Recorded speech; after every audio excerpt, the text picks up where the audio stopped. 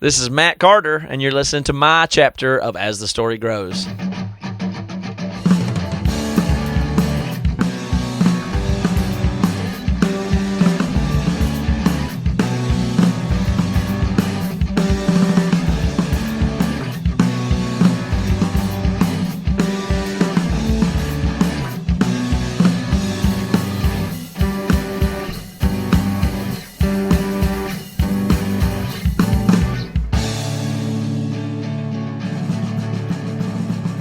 Welcome to the next chapter of As the Story Grows. I'm Brian Patton. This week, we welcome Emery guitarist and labeled podcast host Matt Carter to the show. I've wanted to have Matt on for a while, but was trying to figure out the best way to approach a conversation. Between his appearances on other podcasts and the handful of podcasts Matt is the host of, Emery's history has been well covered and dissected. Matt and I discuss Emeryland and how the band's approach to making music has helped them in the pandemic. Plus, we deep dive into Emery's sound and podcasting.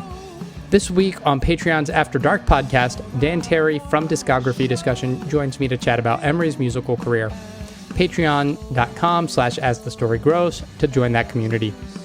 I also posted on Facebook and Twitter a link to sign up to the new As the Story Grows mailing list. It's a way to communicate to you, the fans of the show, without getting lost in social media algorithms. Enjoy this week's chat with Matt Carter from Emery. I drove around this town when your letter found my eyes. You chose yourself and said that God told you that it was right, that I was still your best friend, I would just be alright, that you were sorry but you couldn't take it one more night. I guess you never knew yourself, what it means to be someone else. I'm someone else. The future seems so Awesome, man. Well, how you doing? I'm doing very good. I'm having a great day so far. How about you? Doing good, man. Can't complain. How's COVID and quarantine been treating you? Well, I've taken the opportunity to just make changes as just in whatever ways are possible. There's some element to it that is good for me because of all the amount of distraction. I'm an easily distractible person, and I always try to do more things that seem like good ideas than I can accomplish or execute. And so to narrow things down to what's important and only do the things that you can do is a really refining, positive thing for me. So I do less stuff with more focus. And most importantly, I have to manage my focus because I got a family around. So it's caused my creative output to, in some ways, really increase, or at least the focus of it. Yeah, I understand that. Do you feel like with Emeryland and kind of the way you guys have built Bad Christian, that Emery, I know touring's so important, but that you guys were better set up to sustain the loss of touring this year?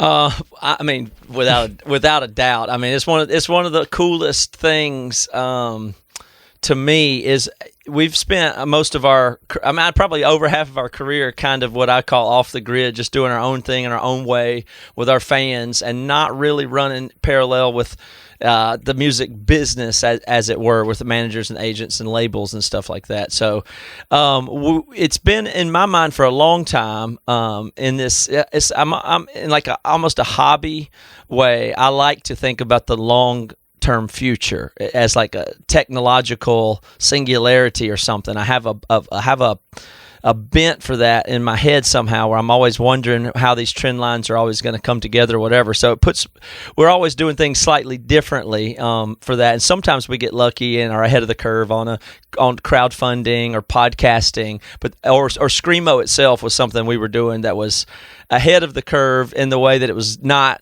good. Like, no, we were doing things that people thought weren't good until they became good to other people. And so the things we're doing are usually, we're not doing them that well, but we are early performing poorly at a new thing is usually where we're sitting. And this is one of those cases where it really paid off. But really, that's happened multiple times. Like whether we're doing the type of music before it got big, but not because we were hip or cool or created it.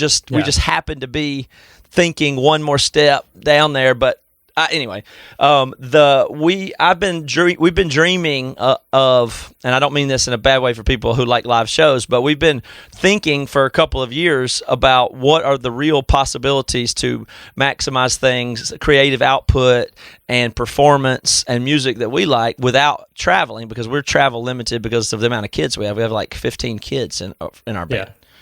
So, I mean, I think we do have 13 kids or 14. I don't know the exact number at the moment, but that is so limiting of our travel that we've been really had our minds focused on what types of things can actually feel alive and energetic and interactive that could be done, ahead of time. So we've been into Twitch and streaming, and we started Emeryland I see it as the next level from crowdfunding. Crowdfunding is always telling you got to do an update. You got to show up at Kickstarter 3 months away and do an update for those people. And it sounds all formal.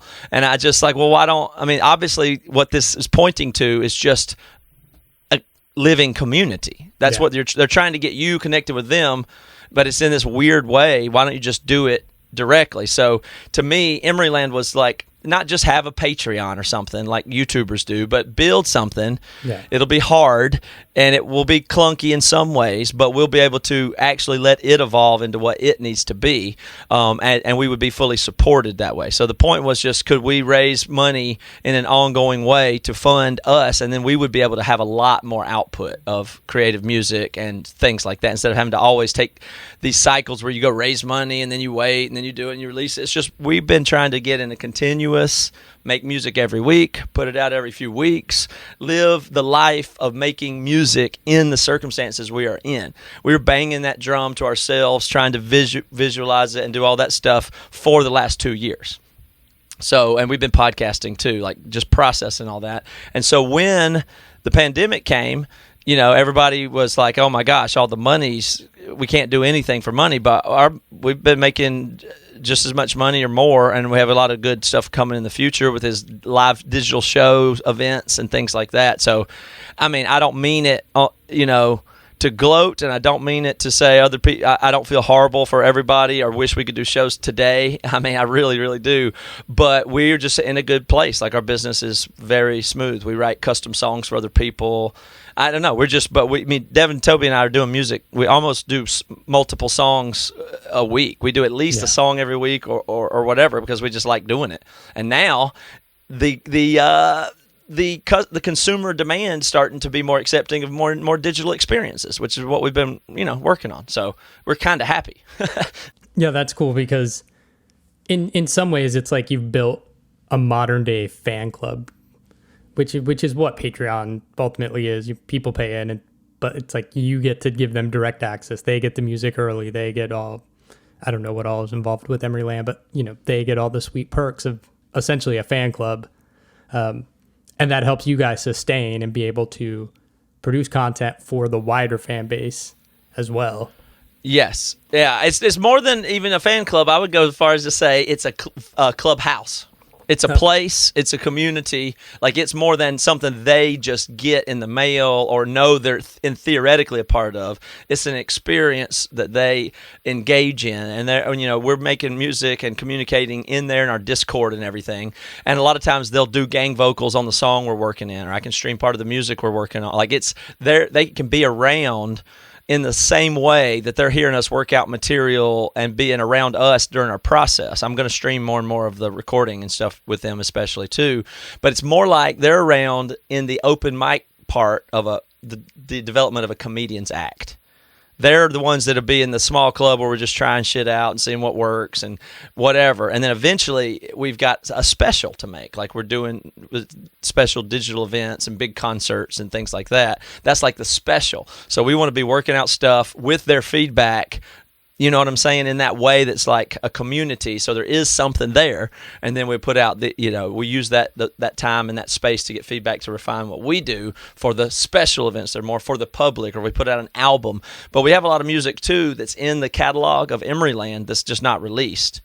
at all. We have Emery songs and a whole nother act called Palmetto, which is a different vibe than Emery, and it's only in Emeryland. It's got an EP and a Christmas EP that we're working on now, and those are just unreleased music that only people in Emeryland have, and they fund it, so we're happy about that. So.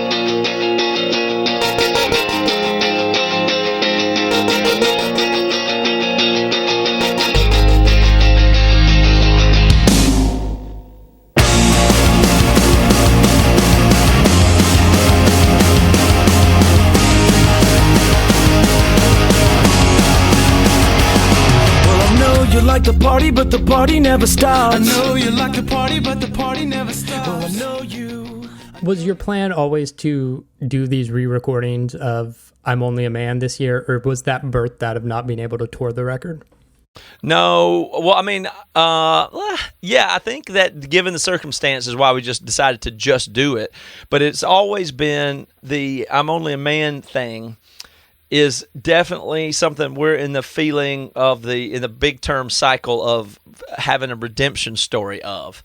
It was like our biggest failure and one of the most difficult things that we've gone through, that the effects of, and it sounds silly to say, but I'm just saying in the career sense, at least, it's a lot of things that happened with that experience, and when the music industry changed, then they have real lingering effects in our culture and Emery's culture, and and the way we're jaded about certain things. I mean, we've just started to come out of like a period of being a somewhat of a jaded band between then and now, and we're back to having a fervor or excitement about the actual. I mean, in the pure sense that we hadn't had until right up about that time. There was something that got lost and jaded then that's just now coming back. So the effects of that whole story and what felt like a failure at the time, and that we've come through now, is and then to go down into the pandemic and to be able to remake that record and know, like, with a confidence that we can do this better right now, and it'll be worth it, and it'll be fun, and I'll get a lot out of it personally. And it'll be so meaningful to me to sit down here in this basement and do those songs and get them right because I believe in it, and then be able to share that and that process. It was just obviously a good, fun idea, and it was fun and stressful every minute of doing it. But that, I don't have that same feeling about all of our records. So I don't think that that's what. I don't think that I'm not intending on making studio updates of the other records, but I do think live specials and releasing that, I think we could do. I think we're aiming toward a territory where we can make our best music that we're capable of making live. That's where I would like to be honest. That's my goal. That's cool. Yeah, it's funny because I'm Always a Man has always been my favorite Emery record. Mm-hmm. Like, I don't know if I was just older than the average Emery fan at the time or whatever, but like it always struck me as a different record. I was like, oh, this is really good. The other records are really good too, but that one's always been my favorite. So it's fun to hear. And was it right away you liked it, or did you come to like it? No, right away. Yeah. First listen, great. I was like, oh man, this is so much better. No, again, not that the other records are terrible or shit. No, that's great to hear those opinions, because there's a lot of people that have real special thoughts about that record, so I don't want to insult them by me saying what I don't like about its production or recording or the decision making and some of it. But the new one I really like a lot better, and I do think it's some of the most interesting music we've ever done, and so that's what was always so painful about it, was to not really feel like we represented it well enough. I know that people would have liked it even more had we presented it and made some better decisions in that time. It's just this nagging feeling. So to get these versions back down with the recording to sound right, at least I feel conscience clean about it. And I love the fact that both versions exist. And some people will always say, it was our favorite record, I liked it right away. And a lot of people, though, the more common one is the one that's similar to the way a lot of people felt about Weezer's Pinkerton, where it's like, well, this is weird. Yeah. And then it didn't do well, and then it settled in, and it was really it's because it was a deep and complex and messy record that really had a lot to offer, and it's their best record, and only some people know that, and that's kind of a weird situation, But and there's some ways where I feel that I'm Only a Man has, in my opinion, and I think I have a good point of view, it definitely has some of the best musical creativity, originality in it of anything. I mean, that we've done. So that's part of my frustration. It was always my frustration about it. But I'm glad that you like it and people like it for its original version too. Yeah. You mentioned your sound and kind of the style, the genre of screamo. And I was thinking, as I've been re-listening to the Emery discography for a Patreon episode, thinking about the sound, because when I listen to The Week's End, I'm like, this is an emo record. But when I listen to Emery in general, it's just like, well, this is what Emery sounds like.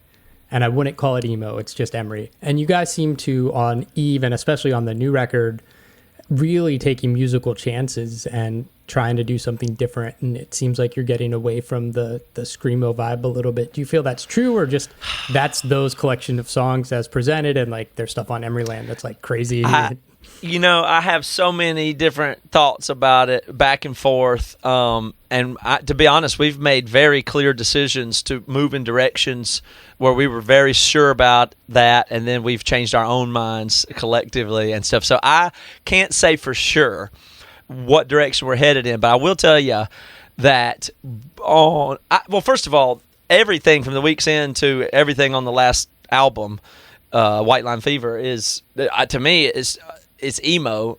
That's, to me, I don't know any. That's just what it. Some of it's hard or heavy sometimes, but I don't think of it in a different container than that. And it's almost as if I've decided that I'm an emo player, and so anything I play then for me must then therefore be emo, and then it can be expressed a multitude of ways. But to me, it feels like if somebody's a jazz guitarist, well, I'm an emo guitarist. So when I play guitar, it makes emo. That's the way I feel about that. But that's just my container of what my definition is of emo, which I don't think is syncs up with any culture. You mean something very specific when you say The Week's End is emo. I wouldn't even think that's our most emo record from my point of view. But you must mean something specific that means to you, or that time period. Sure, yeah. I don't know, another way to talk about it. But directionally, there's two schools of thought right now. I'll just share them transparently. On the last record, we started to make some stuff that's so there's a trend of, do we really need to do screaming and breakdowns still? We've been asking ourselves since 2005 that question. Like that's the paradox at the heart, is like, do we still need to do the thing where you try to make it as heavy as you can and scream? Like, is that what we want to do still? And that's a big part of what people like about us, but that's usually an open question, and it's usually goes like, Toby goes, okay, I am not screaming anymore, never screaming again. And he's crossed that bridge so many times, and then he just does, and if something comes up where it's exciting and the music calls for it, and it's just you're not gonna not do it at that point. But so the screaming's in the toolkit, but it's we wish in some ways that we could just evolve our sound or something, and we have and can, but it's pretty unguided. I mean, I'd like to guide it, but we've not been successful at guiding it, and it would feel wrong to over-guide it.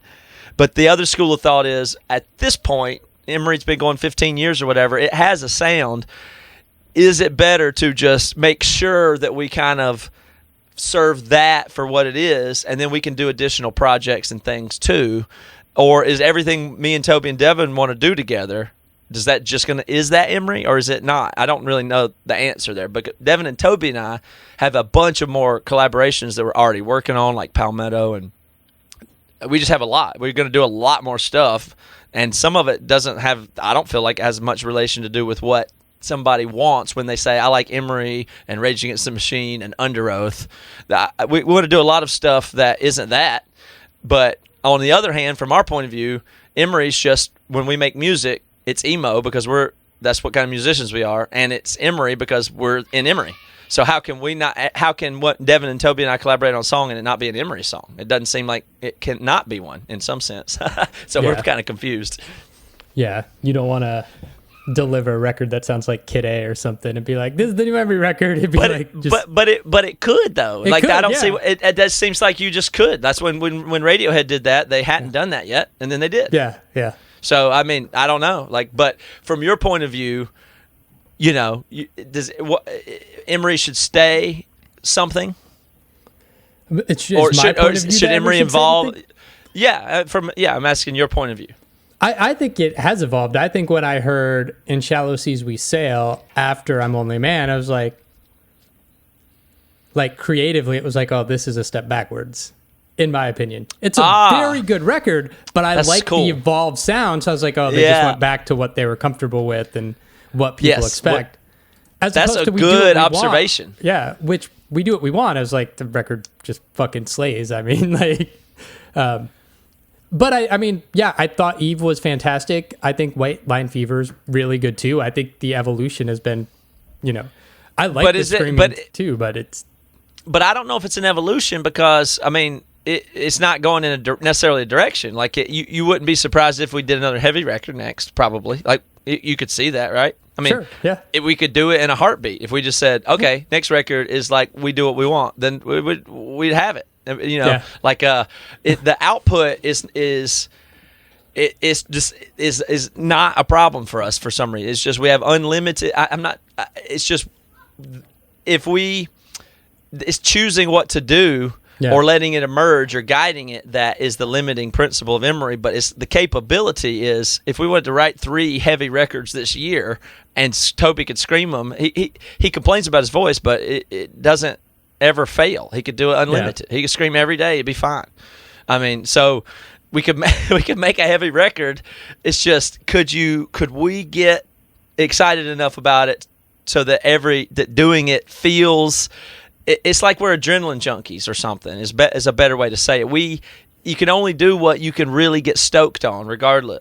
So it's great when you can try and line that up with fans or whatever. And sometimes it's the animosity or the push and pull of having to be commercial or not be commercial or what is that identity fight? Like, is it that there's an identity fight at the core of what a band is between it and the commerce and the art and the individuals?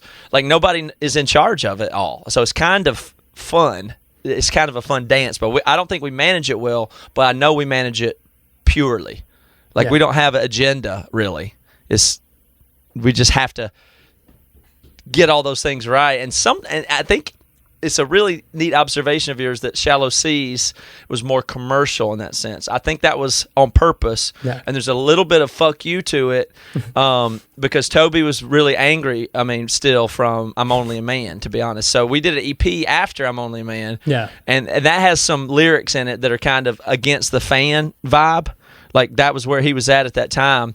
There's a song called Do the Things, I think, on the EP we made in the meantime. And then Shallow Seas was like, okay, fine then. We're gonna just get right after our genre, like what we think we know that Emery is that people want. Let's just do that. But it wasn't like we didn't like it, but it was like we can still do that, right? It's like aggressive, like we can make the Emery screamo thing that people think we are, right? Yeah. And we got into that and then knocked that record out of the park. I felt like, and it turns out to be our most. It's kind of that record turns out to be our most important record that the most people like the most. Yeah. Like the sales are hard to compare across times or whatever, but that record gave us our career. It rectified the ship. It gave us another 10 years of career to have made that record, and it was responded to perfectly. And most people, their older brother, like the Weekend or whatever, and they were younger. A whole new generation of people got in right at In Shallow Seas We Sail, and concerts since then, it's always the one that people say is their favorite over the Question in the Week's End, which is crazy, because in the global sense, like the whole internet. I know that probably I don't even know. I mean, who's to say with the way how to count the numbers? But Shallow Seas at live shows and people we encounter is the one that gets talked about the most. Yeah. So I find that all pretty interesting. But you like I'm Only a Man, which is that weird left turn that almost lost the whole ship. Which I'm proud. I'm glad that you do. That's good. Yeah, I mean, like even on like We Do What We Want, as heavy as it is, my favorite songs are still like Addicted to Bad Decisions and Never Got to See the West Coast, like the more mellow moments. And the reason I say an evolution in your music is when you listen from the Week's End onward and you get to Eve and White Line Fever, there's definitely a shift in sound, and like there's more of Devin's R&B influence or some jazz influence in there. Even go back to the one before that. You were never alone. Yeah. Like there's a lot of jazzy math elements in there that wasn't in the music previously. So you can hear an evolution, even if it still sounds like Emery. It's still Emery because Devin and Toby have just recognizable voices that, like, as long as they're singing, it's Emery. Exactly. And probably the music and playing. I'm not trying to discredit you, but like No, you no, always go to the vocals understood. first. I agree. That's my philosophy for sure. Yeah. You know, I think the whole thing, I think most of this, any kind of pop music is about it's about the mood that the music creates, not for the fan. In my opinion, the music's job is to inspire the singer so the fan can listen to the singer. That's what the music is for. Like everything I do is to get Toby to do that so they can listen to him sing. You could take the music out and the ultimate product is the vocal delivery, but the music tracks you make is what makes them get there. So that's the way I see the interplay between the art. So my job is not really to be noticed, you know, or anything.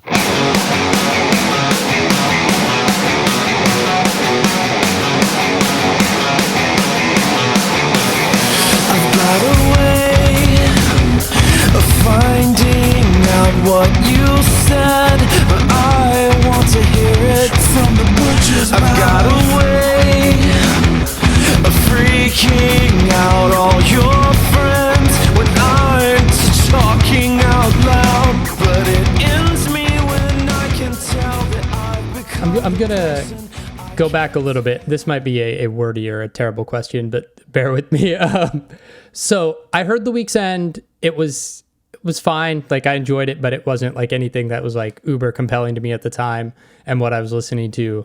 But right when the question came out, I remember reading an interview with you guys in Alternative Press, and it was like the start of the interview was something like they're sitting around and there's beer around, and it was not that like I was like, oh, this is Emery's interesting because they had beer, but it seemed like you guys were just like, we're not going to play this role of good Christians. Like we are just who we are. And like, we're not going to try to fake it. And I'm curious, is that something that came about and that conviction to just be you guys, did that come from being older in the scene, having gone through like Warped Tour and like the shit with Fat Mike that was on that Few series, or was it just like, I don't know, something else that where you guys have always been like, we are who we are. We're not playing this Christian music game. Yeah. I really think it's the same. I think it's the same through a thread of almost everything. And it's been present at least my whole life. And Toby and I very much sync up with similar childhoods or something. We have always felt in our respective high schools in our small town, Toby and I were obnoxious, class clown, and we went to one high school apart. But, you know, misfit type of people that are just used to being in trouble or doing it wrong. And not trying to, you know, we're not the star athlete or anything like that. It's just we're just doing the thing we like, and we're going to do it our own way. It's just goofing off. I mean, it's almost all just trying to goof off and do what comes without having an agenda to it. So when you get into turn that into career, you know, it feels, has always felt just not right to change. It just doesn't feel right. We just have I just describe it as an authenticity problem. I mean, it's not that we know what we're doing or something. It's just playing a game it doesn't ever, it's not right. I mean, we can't even decide what kind of music we're going to make usually and stick to it. It's just whatever, you have to be yourself. That's the only reason I'm starting to come to understand myself better at being as old as I am, 41, and looking back on it. So I'm trying to make sense of it. That's partly what I like about Labeled, is trying to look back and try to make sense of why in the world do we do things the way we did, or why, you know, what was good or bad about that. But the whole attraction to the music and everything was to do the outside thing, not to try to be liked by something. So especially when you get into Christianity, it just feels super It feels bad. It's not fun to pretend. It's not. You can't be your. I mean, it's not worth it. Like it's just never. It's just not going to be worth it if you can't. I never fit in the mainstream environment, a schoolroom, a job, a workplace. I couldn't be somewhere with a tie on in a cubicle. I would look uncomfortable at every moment, and everybody would know I was, and I wouldn't be a good employee. It wouldn't be good for me when I get into an environment like that. I can't do it. I mean, it's a deficiency, you know. I think of it as like it's not. I never understood that I could withhold my true feelings or something. It's a pathology probably, but I can only be in places where people can take me, the whole me. Otherwise it gets sideways and I just can't handle it. So I don't care. I would lose success every day to keep my environment with me and my friends so I can do what I need to say and don't have to watch what I say. And I have to keep elbow room. I have to be obnoxious enough so that nobody has expectations of me to toe a line. I'm not, I have to let people know right away because I don't have the capacity not to, or something, intentionally or something. I know I'm going to be made fun of or be the fool if I'm in a crowd or in a room, so I just get it over with. I just am letting you know I'm not going to go along with stuff as much as I can so that it's not awkward later. And that's the strategy. And I mean, that Toby's really similar. I'm speaking for myself mainly, but that's why we cultivate our own environments constantly. A tour bus that we've been living in for 10 years, or living in our apartment together, or making Emeryland, or being off the we just alternative environments that we can control are better for us. So going along with the Christian anything was never going to work. It was never going to work. Like we quit our first tour because of it was too Christian. It was the first time we've ever got a tour, and we were out with Number One Gun, and we were playing these youth groups where they had crowds and were paying us money, and it felt so bad that we actually went home, and we thought maybe that'd end the band because we finally got a tour and then we went home from it. But there's no way we could do it. Yeah. It was I don't know, can't do it. Yeah. Have you, between your career in Emery and kind of doing the Labeled podcast and being involved with Tooth and Nail Records so much, have you seen, like, it seems like there's been a shift in Christian music where it's kind of dissolved and doesn't really exist on the same level, whether that's like Tooth and Nail being a little more free with who they sign and letting bands say not whatever they want, but be more open in their lyrics because they're not beholden to CDs and Christian bookstores anymore. Like, have you seen a shift for like a dissolving of like that as its own separate industry?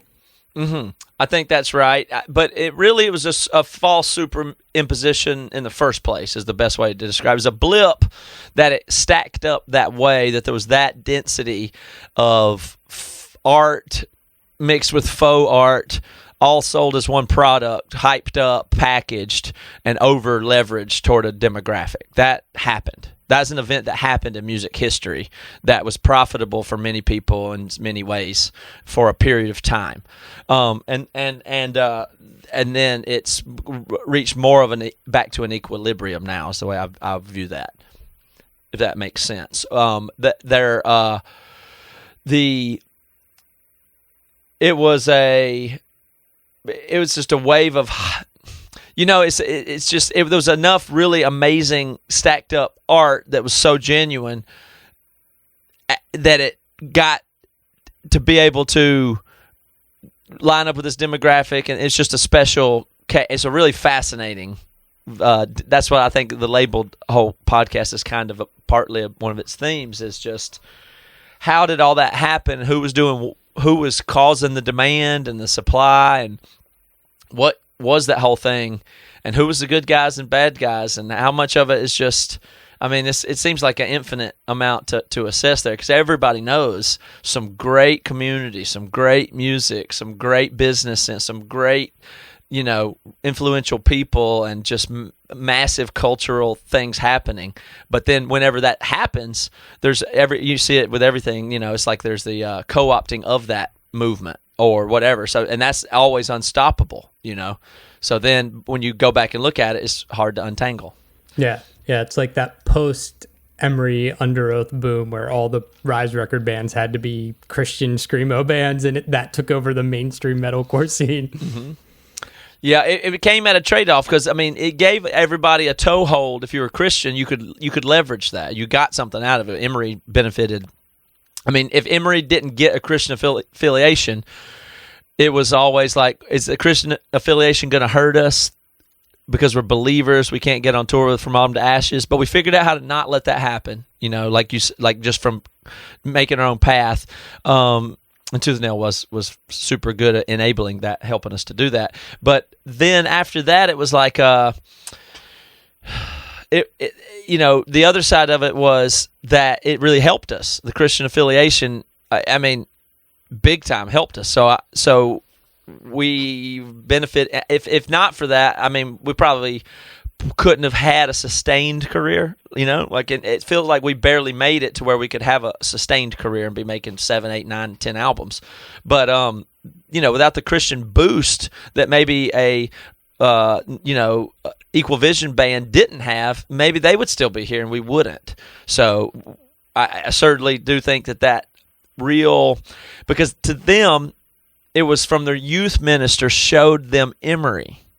And they got into Shallow Seas We Sail because their, youth leader liked Emery. And he liked Emery because of he was allowed to shop at the Christian bookstores 5 years earlier and whatever. And so that was the toehold we needed, benefited from, had to do an ethical dance with the whole thing. And, it's just, the whole time it's like, every band knows it'd be cooler to not be Christian affiliated. So, but it is true. I mean, that's been the wrestling match of all. The whole thing, it just boils down to a struggle for authenticity, and an immature one at times. Yeah, and it seemed to shift because there was a point where people were like, "Yeah, Zay's a good band, but they're Christian, so fuck them. Like, we're not going to listen to them." And by the time like Under Oath got big, it's like, well, who cares? They're really good. Yeah, people have loosened up, and we see that Cornerstone gave that whole thing a movement, and then it got absorbed into Warped Tour. So and that's the positive version of the story to me. It's this small community of Christians that are passionate about this music, that have these beliefs and share these values, can rally together, create a density of creativity and focus that can really pressurize and spike up some unbelievable real talent that then pokes into the mainstream and gets accepted. Like, that's the group project. It's not to hold it in a little bubble. So to me, to generate from a microculture into the larger alternative culture is not really mainstream, but almost to the mainstream culture with Warped Tour, that and Under Oath, that's the story. We all got to contribute to that, to Christian metal and emo being a part of music history. It is a part of mainstream music history now. Yeah, punk, Christian, something. Yeah. Like you referenced Fat Mike at Warped Tour, it gets referenced. Like, I was there. It wasn't a big deal. It was just like you referenced that like it's something. It was just, I don't know, Mike was there and we talked or something. I have 1,000 arguments a day on Warped Tour with different people. That was called on video. Oh, it's Christians versus Fat because he's a punk icon. And but now it's on a Warped Tour show. It's like, that's a moment of music history somehow now. Yeah. And it was nothing. It wasn't a significant part of that day to me. Right. And so that whole thing's fascinating. In television it made compelling television. Yeah, but the Christian subculture rallying together, making a scene, getting a density of talent, and all of a sudden those values are now rubbing into that's what it's all about. That's just amazing. So the fact that doesn't stay some Christian subculture is good news. That's the point.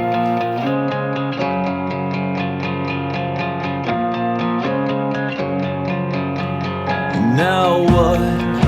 You put your 2 feet in and you sunk everything on the first word you heard about leaving. This city's alive, just breathing me in if I'm right about a single thing. If you can, I don't know if you can, talk about Labeled and getting involved with that and kind of the learning curve and the growth through that first season. Well, podcasting was one of those mediums where there wasn't any rules to it when I got there or anything. Same with screaming and singing. I had never seen anybody really do it. I heard a couple recordings and we said, what if you just did something, and it was exciting because you make something happen. And podcasting, when I got into it, it was probably about 2014. It just felt like no pressure. It just felt like it doesn't matter. It's the least thing that could ever matter what you say or do.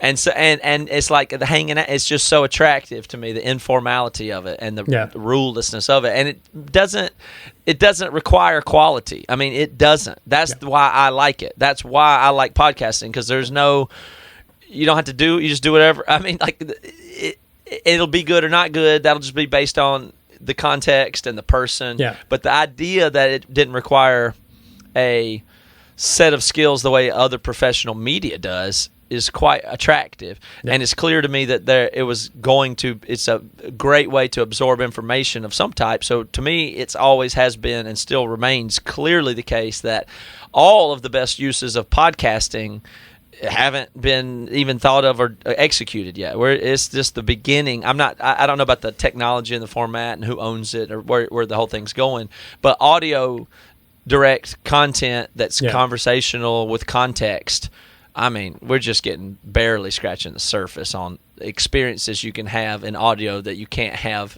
looking at a page. But it'll go into multi-sensory thing. I mean, it'll grow. I'm not saying the Apple iTunes feed lasts forever, but but that style of medium is one you can just go pioneer in.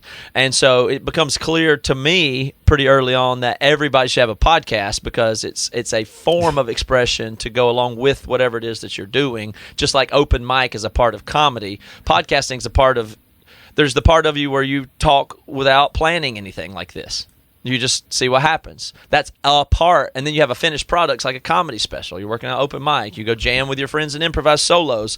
Eventually you find something you like. And that's all expression. And the difference is how formal it is, what the context is, And so it's just this informal place where you're supposed to explore things is what I think and thought of as podcasting. That's a long answer to get to.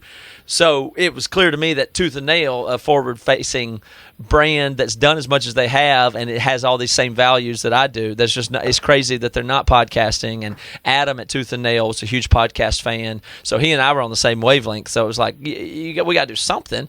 But at the time, I didn't have a very mature view of what even good content would be. Yeah. And so I just told them, I was like, I don't know. We'll do episodes like who's the best singer of Furthest Seems Forever? I don't know. Maybe I'll just do commentary with my friends and we'll talk about bands. Would that be good? I mean, I don't know. It's got to be something. So let's just try. So that's an easy way to say that I don't like the first iterations of Labeled, and they're not available. I think they're available to the members group and stuff. I'm not that mortally embarrassed about them, but I don't want somebody understanding that Labeled has there's more to it now. And I don't want them to start there. I want them to start at when it started to make sense to me. And I knew that would be the process. I'm always embarrassed when I do new things. So I'm embarrassed about so much of things I've done with Emery, so much of Bad Christian, so much of Labeled. All of it it's almost all very embarrassing feeling to me. Yeah. But that's just the process. I just accept that. Yeah. Yeah. And it seems like you think do you think there's a point with Labeled where you're like, well, we've covered it all. We're all done with Tooth and Nail and the scene and we're done? Or do you feel like there is limitless content to explore, always new members, always something to deep dive in? Always limitless, no doubt about that. There's no doubt about its limitlessness. Not even a shred of doubt. I promise you I could make a podcast about any one Tooth and Nail band and do hundreds of episodes. Yeah. There's no way that you couldn't do that if you wanted to. It just would. Anytime I go, sometimes I'll do with the artist and say, okay, well, this one's going to be like, we're going to really do like a breakdown of something technical or whatever. And you just kind of cover a couple of songs. I mean, you don't even really think of how far it would be to actually get into analyzing the song or the lyrics or the lines of it. Just you could talk an hour about Starflyer lyrics of one song, couldn't you? Yeah, well, some of them. I mean, and then about what? Well, yeah, right. But I'm just saying, you could generate infinite amount of content off of a verse of one song. Yeah, of one artist in this universe of Tooth and Nail. So it's and that's just and of course you could go outside of Tooth and Nail, which is a good. So the questions are more like how much more should Label drill down into that territory, or build a larger, expansive universe? To would it be great to do stuff with Switchfoot and Five Iron Frenzy with Labeled? Is that would that make more sense, or get deeper into Craig's Brothers' second album? Yeah. More often, I don't know. I mean, but you can do both. But I'm gonna do both, I guess. But at the moment, we don't feel that even. I mean, Tooth and Nail and Adam and Brandon don't feel that it needs to be limited itself to Tooth and Nail artists, to be honest. But if we start jumping, if we were going to go do other artists in the related scene, I'm just trying to build the universe and preserve it for history. I want the Labeled podcast to be accessible so people could know about our world in 50 years or something. That's how I see the project. So that's what I'm trying to do. But the more detail I can paint of the universe, the better. There's infinite things to do. But if I were to leap out and start doing things farther from what we're doing now, or do a Five Iron Frenzy episode, would some people be mad that we didn't even do Dogwood yet? Good question. I don't know. So maybe we can expand in both directions a little bit. But there's no limit to it. As long as people are listening and Tooth and Nail feels good about it. I mean, the explorations are pretty genuine for me. So yeah. Do you feel like you're doing like this audio history cataloging of the scene, like history preservation of the scene? Well, it's folk history. Maybe I mean, I do feel that way, but it has to be through the filter of my expression or my hate. I mean, I can't, in no way do I want to be looked at as a fact guy. Because I don't remember stuff, and it doesn't. I guess at things, I make stuff up, I exaggerate. I mean, it's just me talking. But I hope people can calibrate to me talking. Hopefully, my body of work kind of helps with that. But if you can understand my personality, then you can interpret what the history of that universe. It's through my eyes. I don't know anything. Everybody that listens to the podcast knows more details than I do about the catalog. I'm not. It's not this podcast where this guy knows everything about all the Tooth and Nail Band's trivia. Not me. Yeah. I don't want that. You think I'm interested in the mindsets of the people who did this cultural project, this microculture? What was in their minds? How did this happen? What are the patterns here? What are the lessons? What was it like? I mean, what was this whole thing? And it was something. Yeah. I mean, it's all I know, and I know it was special, and I felt it go from nothing to something to have a cultural impact. And you look around and it's like, wow, this is something. What is this whole thing? So it seems worth preserving and archiving, but I could only hope to do it through my set of just, bumbling opinions and stuff. So I don't want to be, looked at as a historian. Yeah. And everybody has their opinion. Like Mark Garza did this podcast from Embodiment in the Famine, and he had like a bunch of shit to say.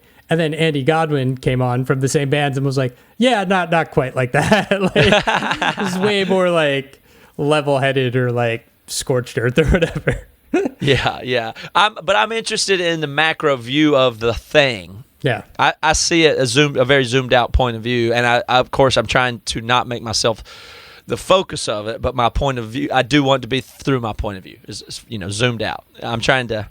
But I mean, my favorite thing is to get in the mind of an individual, Brandon Reich from Dead Poetic, and just analyze how did he make his decisions? Where does he know that he went wrong or went right? And still, it's a high pressure environment for a bunch of unprepared people overall. Kids it's not the craziest fame stories or biggest stakes, but just enough to where all of my peers, I've seen them handle it poorly, barely handle it, not handle it well at all, and going in, you could never tell who was on the right track, who was on the wrong track, who was making good decisions, what was shady. None of it's ever been clear, and so to trace the characters as they operated through it, and how they felt about it and what they've learned is just or at least to me.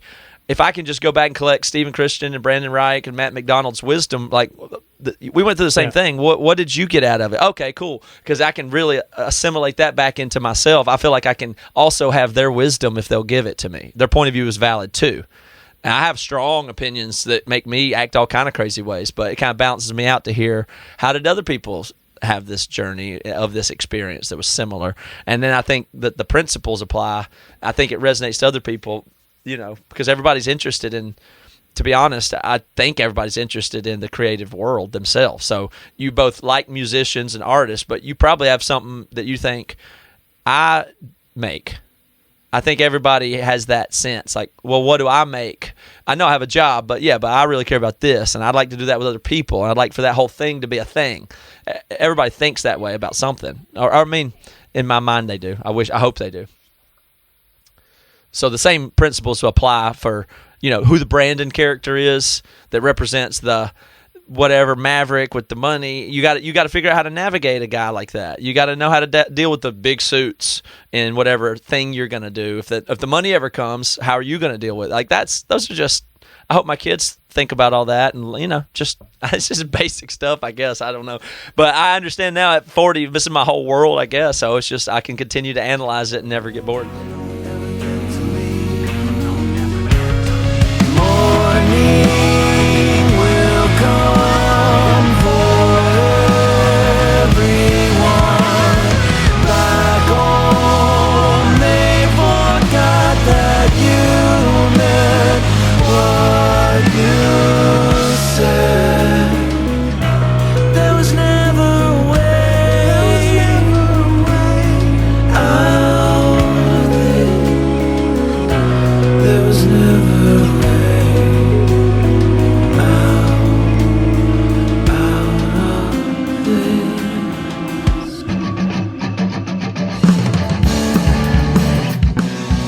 Thanks for listening to As the Story Grows.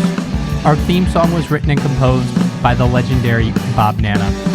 If you like what you hear, subscribe on iTunes and give the show a rating and review. If you'd like to support the show financially, click on the Patreon link at asthestorygrows.com. If you enjoyed this episode, share it on social media with your friends. Much appreciated, and thanks for listening. I never felt so young and